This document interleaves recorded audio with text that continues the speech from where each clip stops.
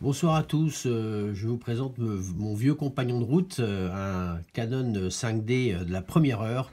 Je l'ai vraiment acheté quand il est sorti en France et je ne regrette pas parce que j'ai fait énormément de films avec, de clips, voilà, pour des petits artistes et des grands artistes. Enfin voilà, et c'était vraiment, c'est un super objet.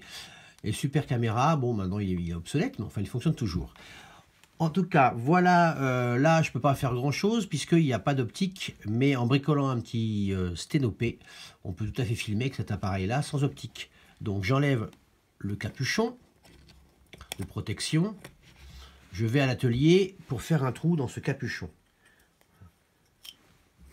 Voilà, ça a été vite, hein, je suis rapide pour aller faire le trou, mais donc j'ai fait un trou là d'un diamètre, je crois que c'est du 6 mm.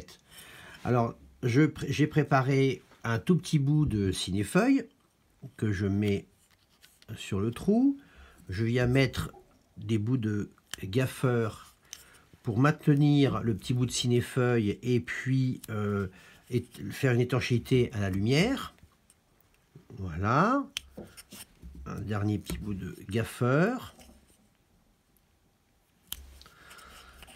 Après, je vais chercher une aiguille et je vais faire un trou le plus propre possible dans le cinéfeuille. Et voilà, j'ai donc une sténopée, comme tout le monde l'aura reconnu, et avec ça, je peux tourner. Alors évidemment, comme le trou est tout petit, il y a peu de lumière, on est obligé de mettre sur un ISO assez élevé, donc ça m'arrive de tourner à 1000 ASA en plein jour, hein. Il faut faire des essais. Alors plus le trou est petit, plus l'image est nette, mais pardon, moyen de lumière. Donc après, il faut faire des essais. Et évidemment, plus le trou est grand, plus il y a de lumière, mais plus c'est flou. Mais en tout cas, on peut tourner comme ça, on peut prendre des photos, on peut prendre des vidéos, et c'est assez drôle. Il y a un cachet à l'image assez étonnant.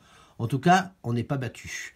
Voilà, je vous souhaite une bonne soirée, et puis surtout, abonnez-vous. Merci.